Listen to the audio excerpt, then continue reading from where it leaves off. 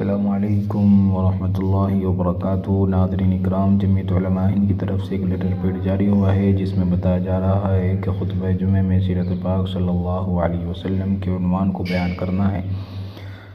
جمعیت علماء ہند کے سبھی ذمہ داران حضرات نے ائمہ اکرام سے اپیل کی ہے کہ آقا نامدار تاجدار مدینہ محمد عربی صلی اللہ علیہ وسلم کی تمام انسانوں کے لیے سراپا رحمت بنا کر بھیجے گئے۔ یہ آپ کی ذات اقدس و آفتاب ہدایت ہے جس سے لاکھوں چراغ قیامت تک روشن ہوتے رہیں گے۔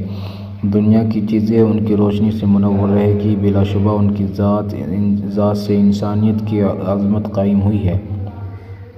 آپ صلی اللہ علیہ وسلم کی پوری زندگی رحمت و شفقت، دلداری اور حسن اخلاق آئیندار رہی ہے۔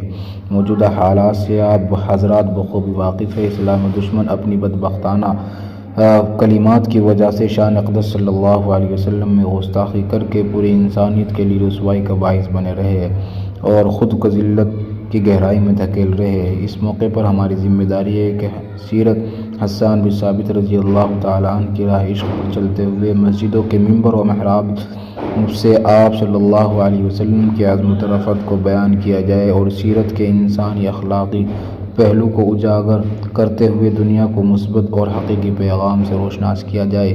اس لیے تمام ائمہ اور ذمہ داران مساجد سے خصوصی گزارش ہے کہ جمعے میں یوم رحمت صلی اللہ علیہ وسلم کے طور پر منائے خطبے میں سیرت پاک صلی اللہ علیہ وسلم کو موضوع بنائے اور ملک کے امن و امان اور ملت اسلامیہ ہند کی عظمت کے لیے بارگاہ رب العالمین میں دعا کا اہتمام کرے۔ جمعیت علماء ہند کی صوبائی اور ضلعی اور مقامی صدر و نظماء حضرات سے بھی گزارش ہے کہ اپنے حلقۂ مساجد کی ذمہ داریوں کو متوجہ دلائے۔